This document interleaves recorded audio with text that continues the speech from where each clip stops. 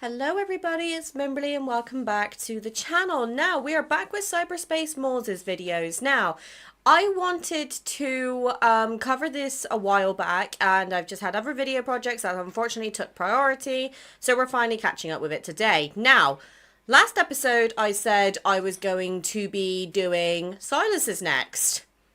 However, with Raphael's myth just around the corner, I thought it'd be a good idea to do Raphael's first, because then we can take a chance to learn a bit more about him, look at the more psychological side, which could play a very big factor into his myth coming up next week. So, on further note, let's get straight into it. Okay, right. Raphael, the anatomy of abandonment and depth of grief. Oh, Christ. The deep sea is a world of extremes. Silent, crushing, and hidden from view. It's a place where life survives, not through light, but through adaptation, where everything is shaped by pressure. The deeper you go, the less you can rely on sight, sound, or certainty. You navigate by instinct, by memory, by feeling. Loki, stop that, Your please. senses are heightened. This is where the Lemurians belong, not just in body, but in spirit. Yeah. Their love is not surface level. Loki's playing with something under the desk, sorry. Their love drowns, consumes, and binds because it has to in order to navigate this emotional deep. They are creatures of permanence in a world that forgets. When they love, it's final. Yeah. When they bond, it's eternal. And Like, when that's that bond it. is broken or ignored, they don't move on. They sink into the darkness, into the devastating depth of that emotion. To be Lemurian is to live in an emotional depth that most human hearts could never withstand. Oh, God. And to be Raphael is to know exactly what it means to love without end and to be left alone without explanation. Oh, God, this is going to be This trauma. doesn't arrive all at once. It builds throughout each myth, memory, and anecdote. I have to agree with this already. Like, Raphael is one of those characters which, when I first started, like, reacting to Love and Deepspace back then, it was kind of one of those characters that I knew I'd be interested, but I wasn't sure kind of where he was. He's always been more in the middle for me, but with the recent memories and everything, it's becoming increasingly difficult to pick kind of who's second, third, and fourth, because Caleb, Raphael, and Zane have all been standing out to me recently, and it's genuinely getting to the point now where I am finding it so difficult to focus on a love interest. Oh, for fuck's sake, Loki! Hold on, I'm going to sort my cat out. Give me a moment. Okay, Loki just wanted to play for 5 minutes. There we go, he's sorted. Settles into him slowly, like sediment at the bottom of the ocean. There's no single moment that defines him. Yeah, he's got a lot of really In the defining present moments in timeline, the game. Raphael hides his pain behind a carefully constructed mask, one made of charm, mischief, and dismissiveness. It's so convincing that even MC struggles to see past it. Their earliest interactions are full of tension and misread signals, not because Raphael doesn't care, but because he's terrified of being seen too clearly. His words can feel distant and his actions contradictory, but beneath all of it is a boy shaped by an impossible choice between love and duty, scarred by abandonment, and betrayed by humans. Hey, buddy. And as a Lemurian, he doesn't just feel these things, he inhabits them. Every emotion runs through him like a current, powerful enough to drown him. There is a storm inside Raphael, one he spent lifetimes trying to contain. So we're going to trace that storm through myths, memories, and anecdotes to understand how he was broken, why he hides behind performance, and how slowly and painfully he begins to find his way back to peace. Before Raphael becomes a man we meet in the present, he's already someone who has been tied to love in the deepest, most permanent way. Yeah. The myth of Forgotten Sea begins with a storm, a sacrifice, and a girl thrown into the sea. The humans who worship the sea god believed they could appease him by offering a heart. MC was that sacrifice. Yeah. As MC sinks into the ocean, she hears a beautiful song. A warmth surrounds her and brings her back to the surface. There she finds the sea god, Raphael. Yeah. That's how it all started. Is their first meeting.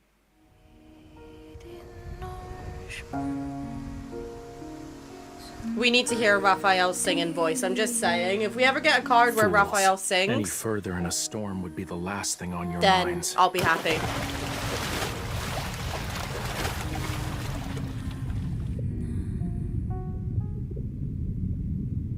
A warmth surrounds me. Were you abandoned?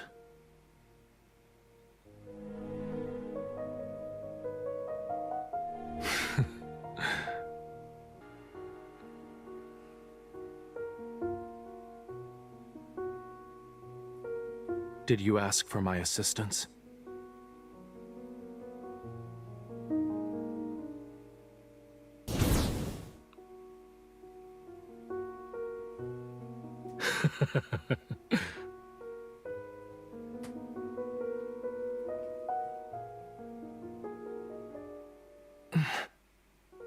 Release me. It feels so weird, like, watching this I back. said release me.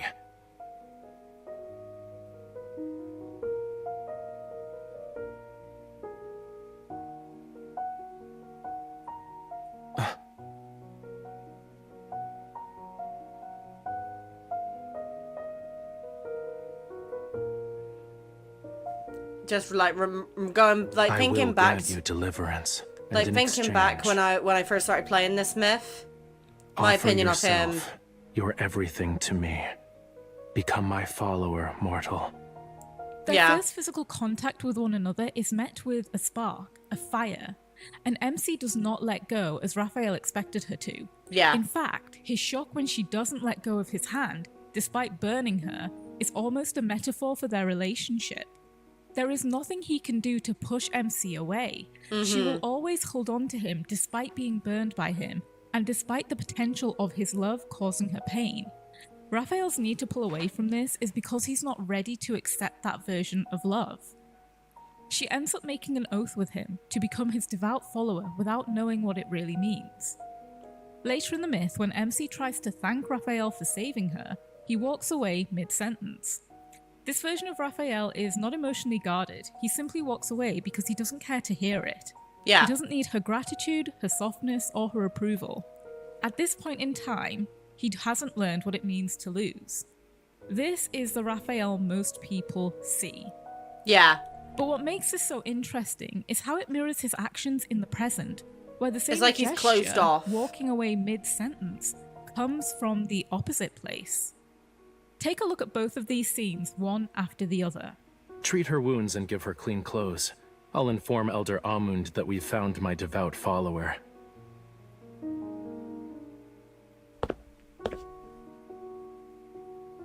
If you like the sea, you should go to White Sand Bay. It's the most beautiful beach in all of... Yeah. But he didn't even let me finish. In Forgotten Sea, Raphael is untouched, aloof, and emotionally unreachable. Yeah. In the present, he's all too aware of what attachment can cost him. He still walks away, but now it's not indifference. It's for his own emotional protection. Yeah. He's already literally lived the protecting himself. consequences of being emotionally open with her, and he's been left behind because of it. So while the action repeats across timelines, the intention changes. What was once apathy becomes self-preservation, and that shift is because of the trauma Raphael faces later. During the Forgotten Sea myth, Raphael pretends to be asleep and secretly creates a magical blue fish to guide MC through Lemuria.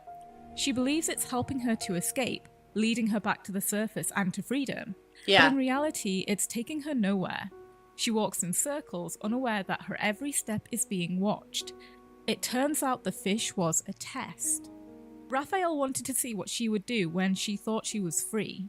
He gave her the illusion of choice just to confirm what he already believed. Yeah. That humans always leave when given the chance. And that's The why he was notion so that closed humans off. will always leave is the core belief that he holds, and one that stays with him. When he eventually reveals the truth to her, he says something even heavier. The tides ebb and flow, and with every setting sun is a moon rising. Till time's end, I should occupy your every thought. You must believe in me alone. Think of it from another perspective. He picks my chest, specifically where my heart lies. He Thou acts is as to if he's find a stating the means truth. by which thy heart becomes smitten with me. This is also the way Raphael understands love in the present timeline. To him, love isn't something casual or flexible. It's absolute. Of course. When he loves once, completely, and forever. He expects that same kind of unwavering devotion in return, because that's the only kind of love he understands. Yeah. As the myth goes on, they grow Hey, closer. buddy.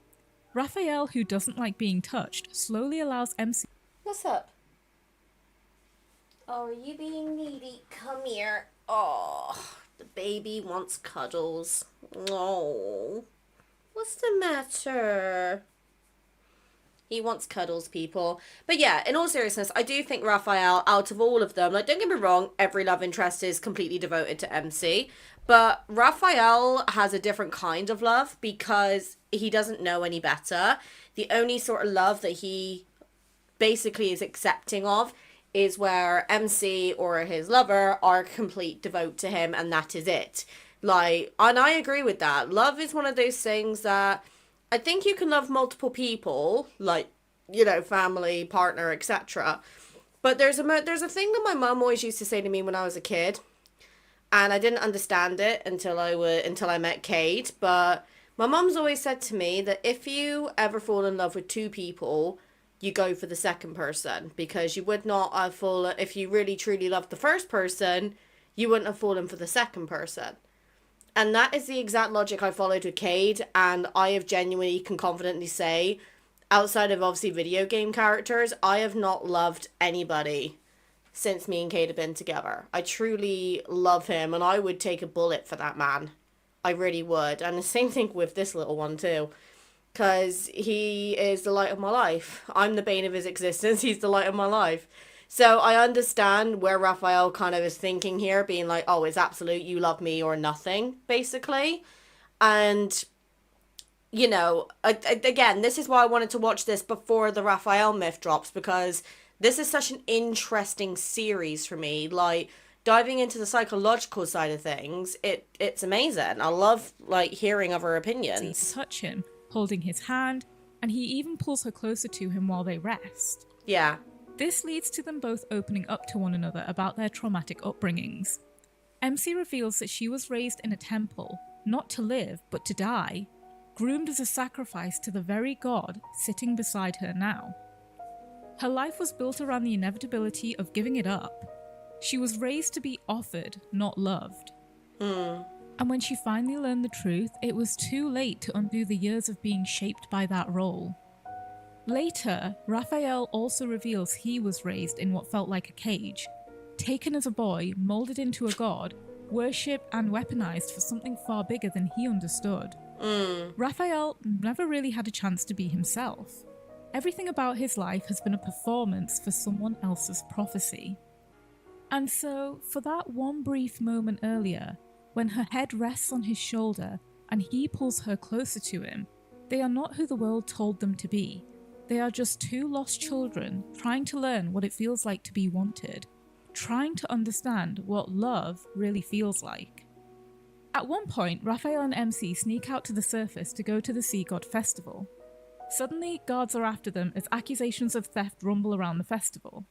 During this, Raphael offers her a way out. He gives her permission to leave him and go back to the surface, and he really means it. Here's that scene. Don't you want to stay? Huh? If that's your wish, I can distract them for you. In the Tome of the Sea God, the text states I must never go against your wishes. If I did, it'd mean we cannot be bound. I need only one follower. It doesn't have to be you.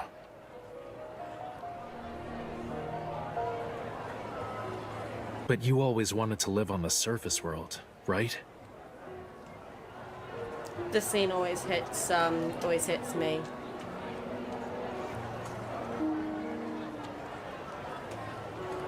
Raphael gives her that choice not out of indifference, but out of recognition. Hey, buddy. A painful clarity that he is no different from those who once caged her. That by keeping her bound to him, he risks becoming the very thing he hates. Another captor cloaked on purpose. Good boy. He doesn't want to be another shackle. He wants, for once, one of them to be free. So he offers her a way out, a chance to leave without consequence. But MC doesn't take it. Yeah. Instead of severing the bond, she returns it to him, not out of obligation, but out of choice. She doesn't run or recoil. She looks past the god, past the fire and... Because they started bonding by this point. And sees Raphael. Just Raphael. The boy underneath it all, aching to be wanted for who he is, I swear. not what he was made to be. And in that moment, he is seen, truly seen, maybe for the first time. This is the turning point. This is when his attachment stops being symbolic and becomes emotional. Earlier, he tested her and she wanted to leave him. Now, she wants to stay with him. Not the god, but the boy. The core belief that all humans leave is waning because MC has chosen to stay by his side, knowing the cost. Later, they are cornered on a cliff, and in their desperation to escape, Rafayel kicks her into the sea. This moment recreates their first meeting. This time, he saves her on purpose.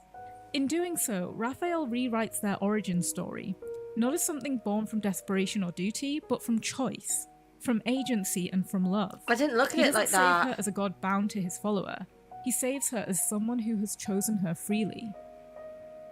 And for the first time, their story doesn't begin with sacrifice. It begins with wanting to be together. This is further highlighted as moments later, Rafayel opens up to MC. As a young boy, my life was no different from yours.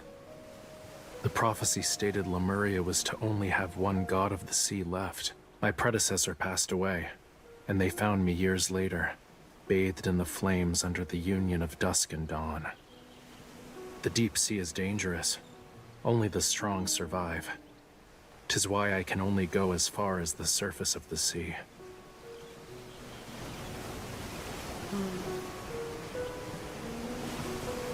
Yeah, Who because do you think they made started that as hole strangers, behind the and then college? they bonded, and then MC decided to stay with Raphael, and Raphael looked at it as a whole different light, because instead of trying to leave, she actively chose to stay with him. So it is. And Raphael that's what opening started up it in this all. way, immediately being followed by a sunrise, is like a new light dawning on their relationship. Raphael is learning what it means to really connect to someone and to love them, to be vulnerable and open up, to lay a foundation for real love to manifest. It's the start of their real story. So the night before the sea god ceremony, Raphael tells MC that once the sacred flame extinguishes and reignites, a new prophecy will be born. One that could shape not just Lemuria's future, but their bond forever. What he does next is crucial, as it leads to the events following the sea god ceremony. I also have a question.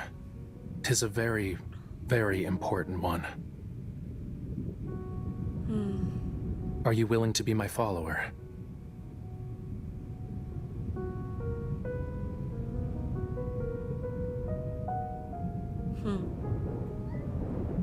The sea god's heart, mine heart, dost thou want it?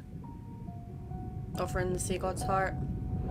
I will admit, one thing I am thinking about as well is how is this new myth going to tie in with this? Like, where in the timeline is it going to be? It's going to be really interesting to see how that third myth ties in their timeline, so to say. The ceremony hasn't started yet, but the most important exchange has already taken place. Raphael has made his decision, not as a sea god, but as someone who has finally chosen love over legacy. The day of the ceremony arrives. Raphael and MC enter the alcove for the sea god ceremony. When Raphael emerges, MC is gone. In his hands he carries a single ember. It's dim, fragile, and barely alive. And the alcove behind him crumbles. No one truly knows what happened. The myth doesn't spell it out, Yeah. but the image we're left with is clear. Raphael lied. The ember in his hand was likely just formed from his own fire magic, with the hope that Lemuria would still be okay, and MC would still be safe and free. He didn't follow the prophecy, he didn't take her heart, instead he gave away his. In doing so, he may have broken the cycle of sacrifice, But we know he's going to but he reclaim also that broke heart the in this new foundation that myth. kept Lemuria alive. The world he was meant to protect fell into darkness, and the woman he loved disappeared. Whether Raphael thought he could save them both, or knew from the beginning that he would lose everything, is something only he knows. Because by the time he dies and is reborn in the present timeline, MC has no memory of her past life with him. Only Raphael alone carries the weight of the decision they made and the countless lives lost. Yeah.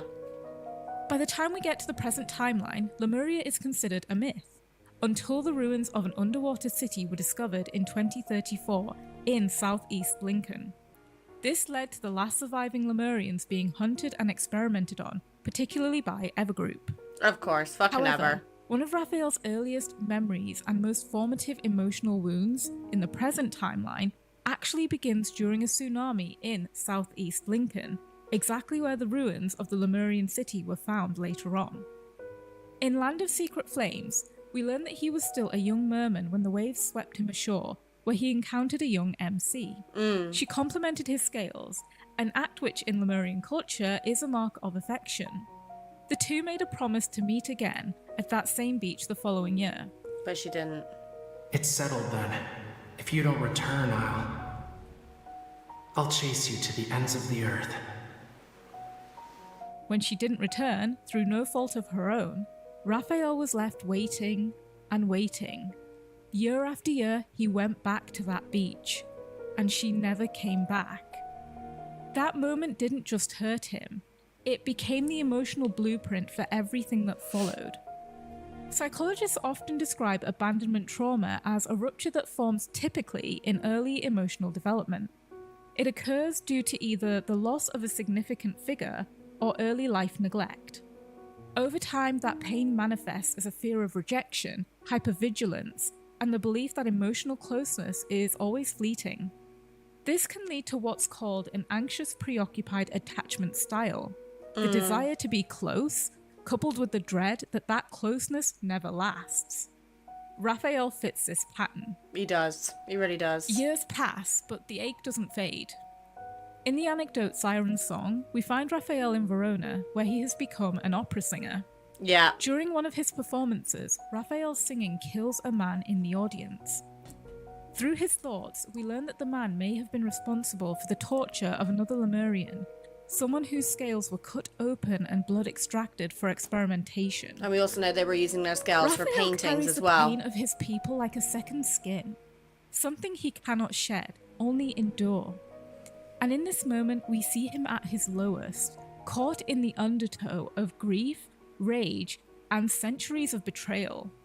When he kills a human during his performance, it isn't vengeance, it's a release. It's the only language left to him when words have failed, when the weight of his sorrow has calcified into something uncontainable. This is Raphael unraveling, not just under the cruelty inflicted upon the Lemurians, but under the unbearable tangle of emotions he has no space to express: loss, fury, longing, and the aching solitude of memory. Talia sees it too. To quote from the anecdote, "After that incident in Lemuria, Raphael changed. Talia felt she could no longer recognize him. If the Raphael of the past was a blazing flame, then the Raphael now resembled a reef battered by relentless waves, outwardly cold and hard, yet riddled with cracks, vulnerable to crumbling from the next wave." And that's exactly where he is, on the edge of collapse, one more broken promise away from disappearing into himself entirely. So when he returns to Lincoln, he wears armor made of silence and distance. He is no longer the boy who waited at the beach with hope in his heart. He is a man bracing for the next betrayal, doing everything he can not to feel it at all. But he's Lemurian, so that's what he's going to But do. for all of his emotional armor, Raphael's trauma meets its match when MC's vulnerability re-enters his life. In Chapter 7 of the main story, Moonlight Undersea, the two head to Hat Island to investigate rare protocols, but are shipwrecked and washed ashore. When a powerful wanderer attacks, they are both thrown into the ocean, and that's where everything begins to unravel. Yeah. Stay back. Otherwise, I can't guarantee your safety. What about you? What are you doing?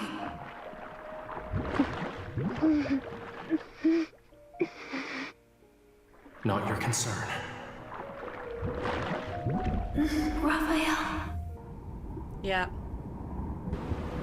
She starts to drown and he tries to leave her behind. Don't go.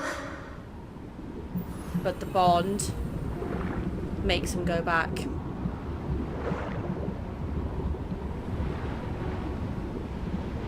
You forgot everything, yet you still insist. All right. This is your choice.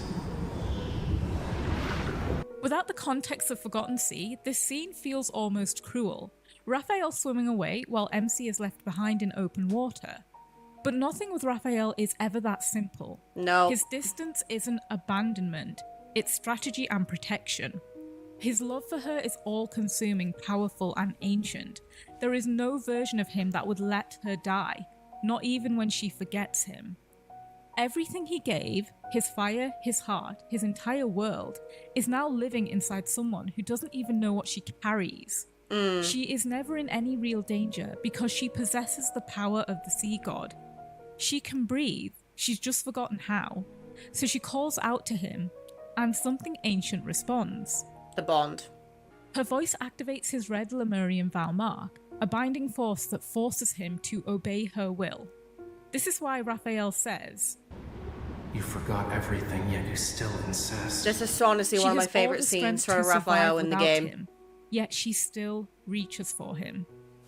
Again, this is another direct parallel to the events of Forgotten Sea. This is the start of their real relationship in the present timeline.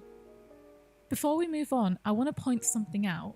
In each timeline, Raphael always saves MC from drowning. It also happens in their myth, Sea of Golden Sand, which is how they first meet. This is symbolic for MC in each timeline. MC is being pulled under by the weight of her role, her past, and her pain. And Raphael reaches for her every single time. Not to rescue her from the sea, but to stop her from being lost in it like he is.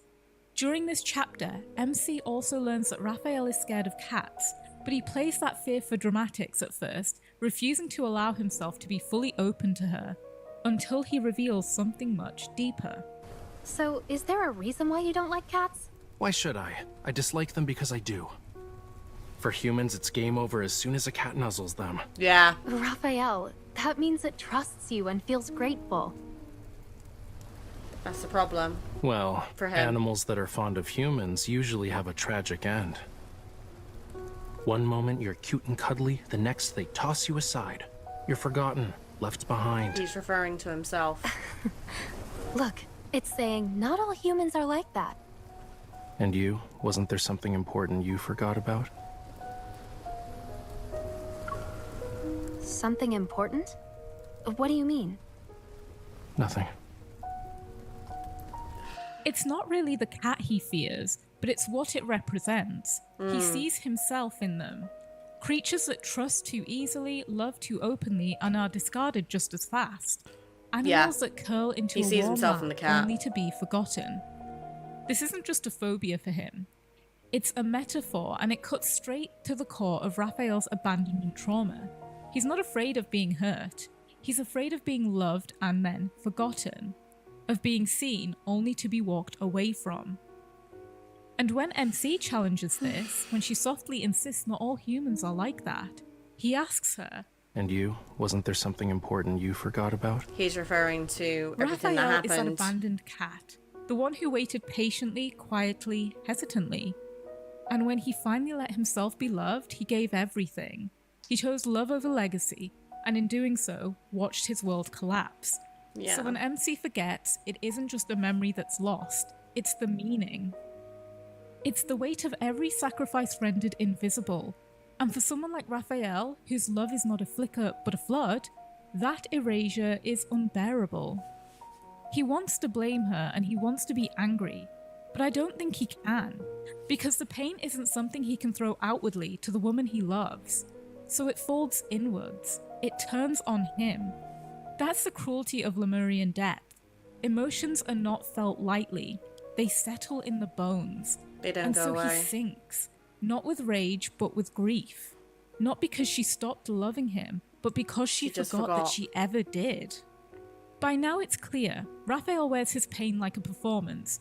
Aloof, dismissive, theatrical. If he can keep people entertained, then maybe they won't look too closely. Maybe they won't notice the cracks. His And they won't forget eccentricities him. aren't just quirks, they're his armor.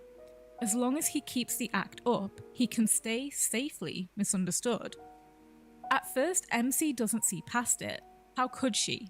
The version of Raphael she meets is full of misdirection, teasing words, flamboyant gestures, and an emotional sleight of hand. We see this clearly in their Bond story Ebb and Flow, where she teases him playfully, expecting the same banter in return. But this time, Raphael doesn't respond with any kind of mischief. He doesn't have the strength to wear the mask. And what she gets instead is something startling: honesty and vulnerability, the raw edges of a man too tired to pretend. And that's when something shifts in their relationship. She sees it, just for a moment, the truth of him.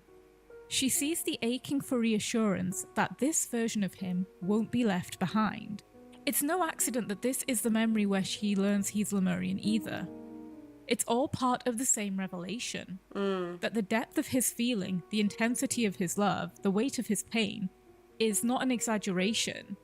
It's who he is. Let's take a look at this scene in particular. Every year, there's a day when the tide is low, and it flows in the opposite direction. It's when the Lemurians are at their weakest.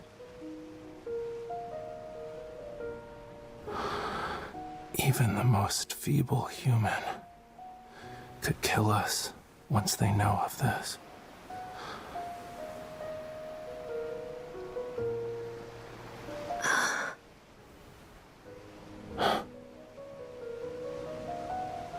If you want to push me away, kill me even.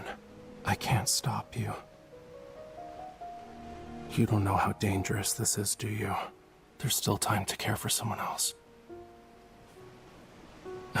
Not all characters in fairy tales live happily ever after. I forgot how emotional this scene was. I haven't played this in so long. Maybe the mermaid set a trap from the very beginning, in order to take the sailor's life. The fear in your eyes tells me that you're regretting staying here. Am I right?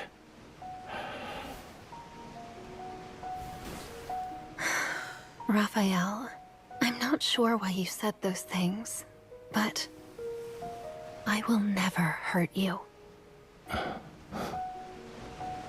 Promise.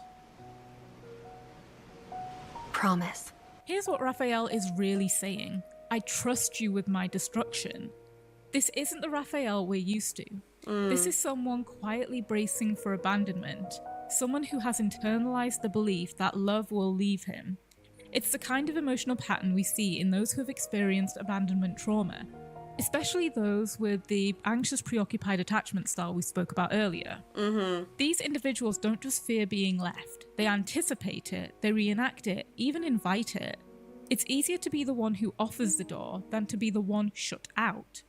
Yeah. Raphael then tells her that not all fairy tales end happily ever after. Maybe the mermaid was never the victim. Maybe it set a trap from the start. There's a clear self-loathing here, a fear that he's too much, that his presence might eventually become something MC resents.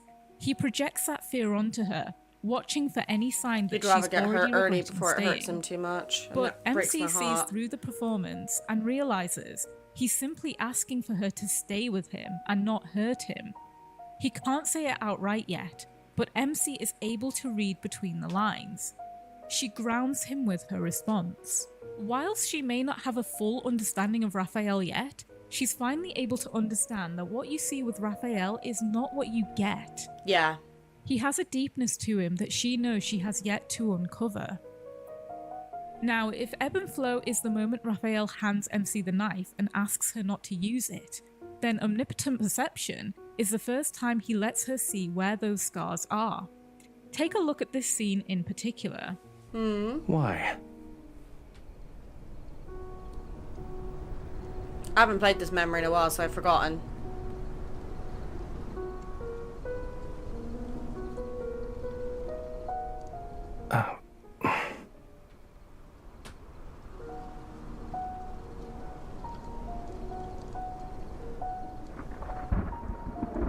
MC asks him direct questions about his loneliness, like whether it hurt to learn how to walk on land or if he feels alone in a world so different from his own. Instead of brushing her off with wit or misdirection, he blushes and falls silent. He's not dodging the question. He's overwhelmed by someone trying to understand him. Raphael has spent so long adapting to being misunderstood that the act of being seen disarms him. And that in itself is a mark of trauma. People with abandonment wounds often feel safer being unknown than risking intimacy that could be lost. I genuinely don't know what to say to all Later on, this, MC but... asks how Lemurians express love. When Lemurians fall in love with someone, all our senses are committed to perceive them without question. For Lemurians, love isn't performative. It's more devotion. Instinctive, sensory, and all-consuming. Love means attunement and devotion, which is why abandonment hurts them so much more. When a Lemurian bonds with someone, they don't just feel it, it lives in their body, it marks them, it changes how they move through the world.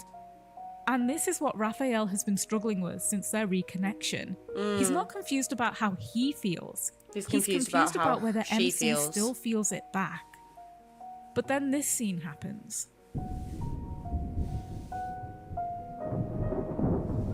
Will you still like me, no matter who I become?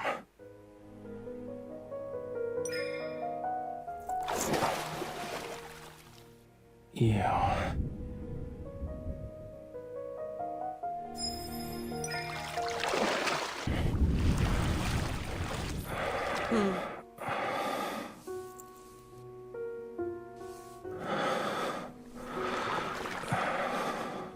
She doesn't just promise to love him, she shows him that she already does. And that's what breaks the cycle. Yeah. For someone like Rafayel, who spent lifetimes waiting for the moment someone walks away, being claimed, not abandoned, is the beginning of healing. She doesn't run, she stays. And more importantly, she chooses to leave something behind on him. Proof that this time he's the one being remembered. Yeah. Whilst this memory is the development of her understanding of him, there's still a way to go.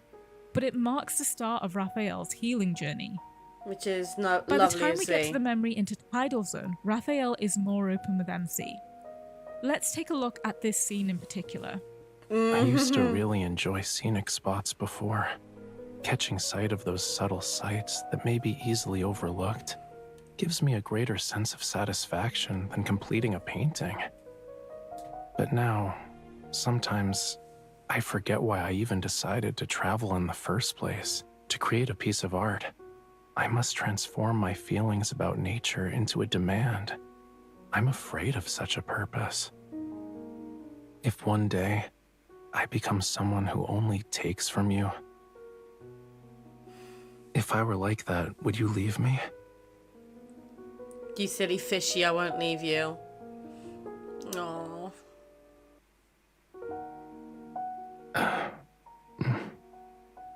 That's the thing, she acknowledges that he's anxious and that he's probably overthinking. That's a massive you step in their for accepting relation. me the way That's I a am. massive step in their He relationship. confesses he's forgotten why he used to love beauty, why he travelled, why he created. The joy he once found in small overlooked things has dimmed under the weight of his emotional exhaustion. He isn't just talking about art, he's talking about himself.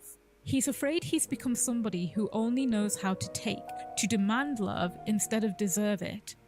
So when he asks, If one day I become someone who only takes from you, if I were like that, would you leave me? it's the real question that sits at the centre of his trauma. MC's reassurance is everything. Not only does she reassure him she won't, but she finally seems to understand what Rafayel is really feeling.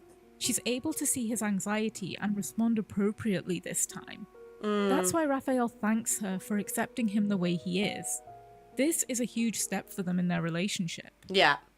Later, after they sleep together, Rafayel says this. I once stubbornly believed that only pain could bring me inspiration. I traveled far and wide in search of it. Pain that inspires me, I mean, like a sea that's about to dry up.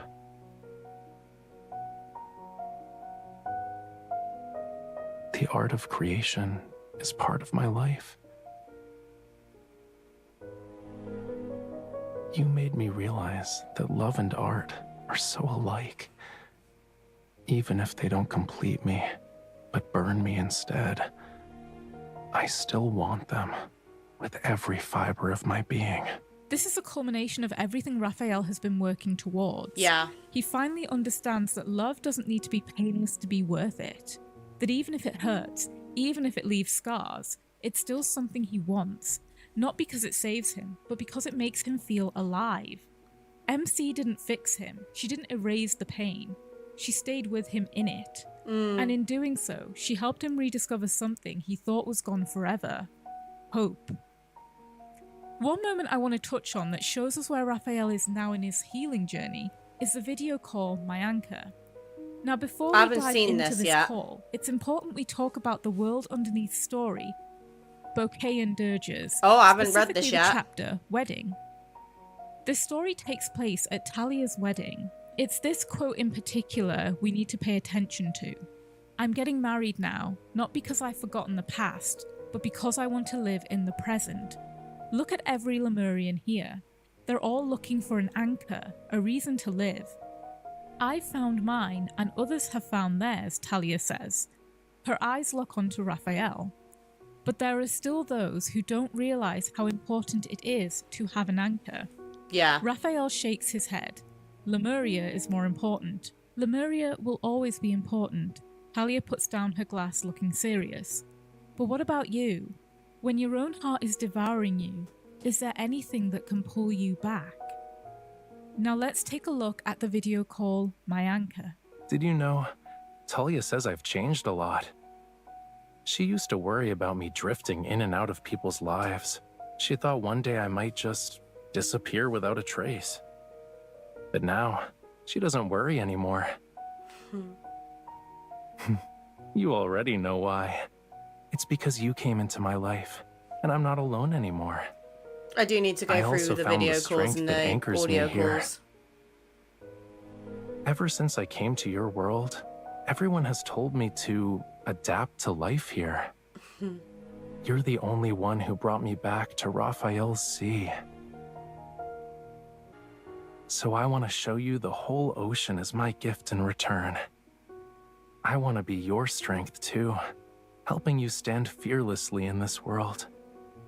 Psychologically, this moment touches on what's called earned secure attachment, a pattern that What's that? emerges when someone who has experienced trauma begins to form a healthier bond through trust, consistency, and emotional reciprocity. Raphael may never completely let go of his past, but he starts to trust that maybe, this time, he won't be left behind in it. That maybe his needs won't be too much. That maybe he can be loved for exactly who he is. Flaws, fears, fire and all. Raphael is an incredibly complex character to understand. Yeah. Being Lemurian means every emotion settles into him like silt in deep water, slowly, silently, and forever.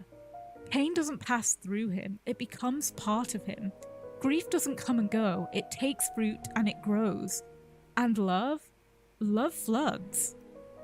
This is what makes Raphael who he is.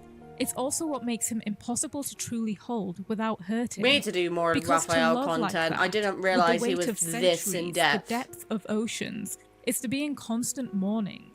Not just for the people who've left him, but for the pieces of himself he gave away and never got back. His trauma didn't come from a single betrayal. It came from a pattern, a cycle, a belief that no matter how deeply he loves, he will always be the one left behind. And what's worse, he remembers everything, every vow, every touch, every goodbye. He carries it all.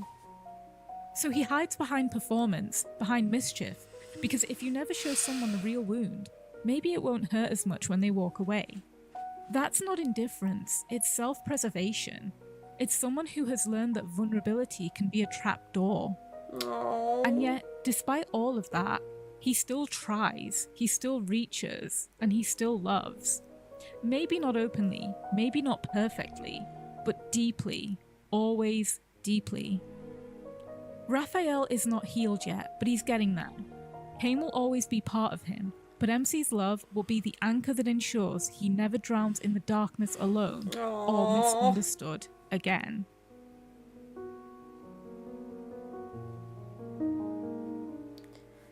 Ooh, Moz, you do love to get into your deep dives, and I absolutely love it.